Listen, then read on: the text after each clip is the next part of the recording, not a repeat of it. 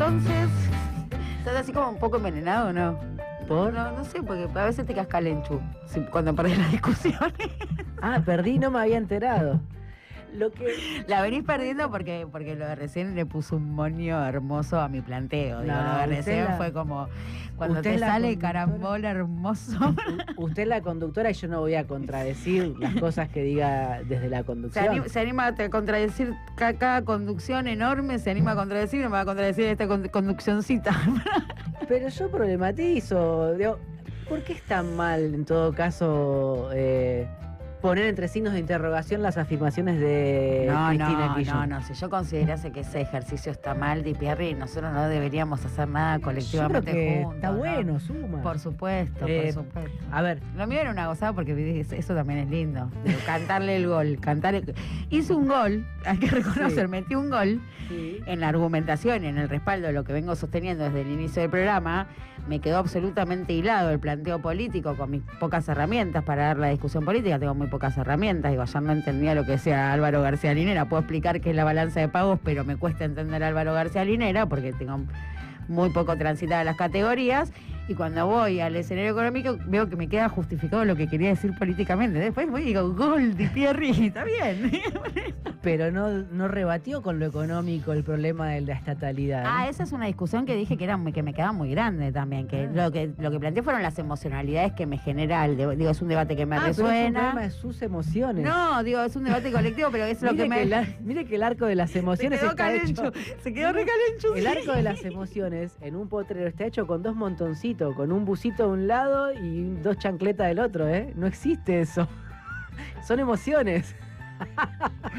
Estábamos jugando sin arquero. Me estamos dejando un gol y estábamos jugando sin arquero. Corta, porque usted tiene todavía un piso para cerrar. Le dije al principio del programa que le metiéramos triple clic a que nadie está auditando a Milei. El año pasado, en abril del año pasado, vencieron los mandatos de los auditores en representación de la Cámara de Diputados. La AGN, Auditoría General de la Nación, está compuesta por un presidente, 3 representantes del Senado y 3 representantes de la Cámara de Diputados. En abril del año pasado vencieron los mandatos de los 3 representantes de los diputados. Había 2 por el peronismo, 1 por el radicalismo, caput, no estuvieron más. O sea que el año pasado la auditoría funcionó con el presidente, que es Juan Manuel Olmos, y 3 en representación del Senado, que eran también 2 peronistas y 1 radical. ¿Por qué es así? Porque se definen a partir de la voluntad de los bloques mayoritarios. Y en el Congreso, hasta que implosionó con la asunción de Milei, o con la elección que termina ganando Milei, las fuerzas mayoritarias eran el peronismo y el radicalismo. Entonces en el Senado, por caso, estaban Javier Fernández, que respondía al kirchnerismo y que era auditor desde 2001, o sea, toda una vida ahí adentro, y Graciela de la Rosa, que fue senadora de la Nación, es oriunda de Formosa, ex detenida durante la dictadura, cercana a Gildo Infran, pero que también tiene mucho respeto y admiración por Cristina Kirchner. Y en representación del radicalismo estuvo el jujeño Alejandro Nieva. Los mandatos de esos 3 representantes del Senado vencieron a fines de marzo, principios de abril, y la AGN quedó sin auditores. Y el presidente Olmos no tiene facultades investigativas. Entonces lo que pase, lo que haga Milei... ¿Él o su cargo? Su cargo. No me voy a meter en términos personales calificando su función, en este caso en la auditoría. Lo critiqué la semana pasada por el armado político en el distrito porteño, que es otra de sus facetas. Pero en el no caso vi de la entrevista auditoría, que le concedió ayer a Yargorowski y la voy a ver hoy. yo también.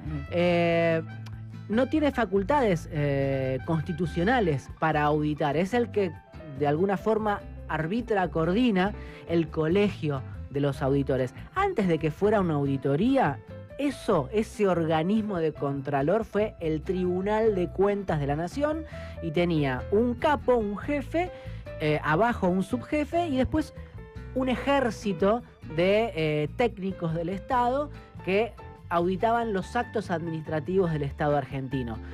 Dicen los que lo conocieron que eso era mejor que esto. esto es fruto de la reforma constitucional del 94. Lo que pasa es que los constitucionalistas del 94 lo defienden, diciendo que ahora hay una representación política más amplia, que hay más transparencia, más visibilidad, etcétera. Puede ser, se debe haber modernizado. Es que la pasaron también en esa pijamada de 3 meses, están todos contentísimos con lo que hicieron, lo vivieron de una manera tan épica, nos dejaron una constitución tan chota. Sí, es hija del consenso de Washington, con eso basta, ¿no? Sí. Pero más allá de eso, hoy no tiene Milei quien lo audite y el Senado, o los senadores de la oposición y el opooficialismo, más particularmente José Mayans por la oposición, Juan Carlos Romero por el opooficialismo. Juan Carlos Romero integra un bloque de provincias de distinta índole que responden a distintos gobernadores y suele ser aliado del gobierno. De hecho, tiene ventanilla directa con Santiago Caputo, ese bloque, pero se lleva más o menos bien con Victoria Villarruel. Ahora empezaron a alejarse y fruto de ese alejamiento y esas tensiones cruzadas entre la Casa Rosada y la titularidad del Senado, se produjo un encuentro, una rosca inusitada entre Mayans y Romero. Y a lo que van ahora es a primerear al oficialismo a partir de este miércoles. Por un lado, blandiendo los proyectos de reforma de la Corte Suprema, ampliación en la cantidad de los miembros, pasar de por lo menos 5 a 7 miembros.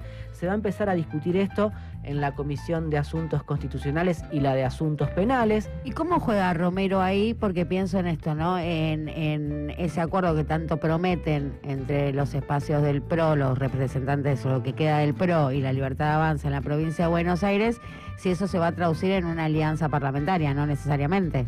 Digo, que haya acuerdo electoral para la provincia, pienso en esto de el tándem Mayans-Romero frente al oficialismo, ¿no? Para quedarse con la auditoría y sobre todo avanzar en la Corte Suprema. Lo primero a disipar ahí es que este año la provincia de Buenos Aires no elige senadores, porque eligió en el 2023 senadores.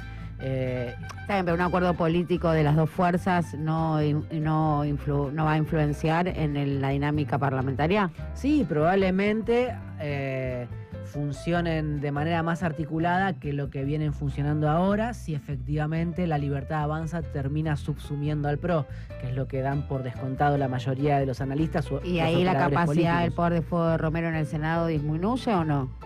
Para esta hay que alianza. ver de qué lado se para él. Probablemente si se queda solito y solo sí disminuya, pero le diría que, por ejemplo, porque es un patrón, el ¿no? presidente ahí en el Congreso, es uno de los es el picheto del Senado, sí. Es el picheto del Senado, pero él integra el bloque que preside Camagüe Spínola, que se fue del peronismo y está tejiendo con Karina Milei para ser el candidato a gobernador de los libertarios. O sea que también va a quedar más o menos bien parado ese bloquecito.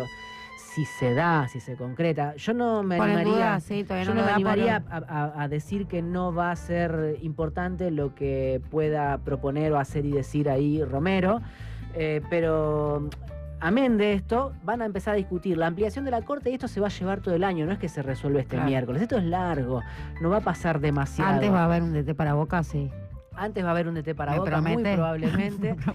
Pero además, antes va a pasar, si se calientan Mayans y Romero, que de prepo, en una próxima sesión, le nombren los auditores en representación del Senado contra la voluntad del gobierno nacional, que no quiere que se complete la formación de la auditoría. Por eso Martín Menem la semana pasada presentó un proyecto para reformar la auditoría y que hubiera 2 en representación del Senado y 4 en representación de diputados, para que le cierre a él la rosca en diputados. Bueno, esa es la pelea que empieza a manifestarse con mucha claridad esta semana para ver quiénes y cuántos de cada cámara auditan a Milei. Vamos a ver si lo resuelven en la próxima sesión o también sigue planchado. ¿Por qué?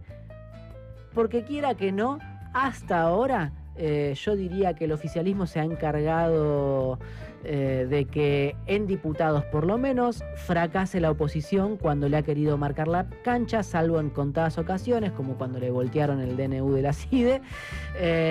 Y en el Senado fue un poco más visible el poder de fuego de la oposición, porque es mucho más numeroso y contundente el bloque en términos proporcionales del peronismo en la Cámara. Entonces, ¿esto es miércoles o jueves sesión? Miércoles plenario de comisiones, asuntos constitucionales y asuntos penales para discutir ampliación de la Corte y ampliación de la AGN.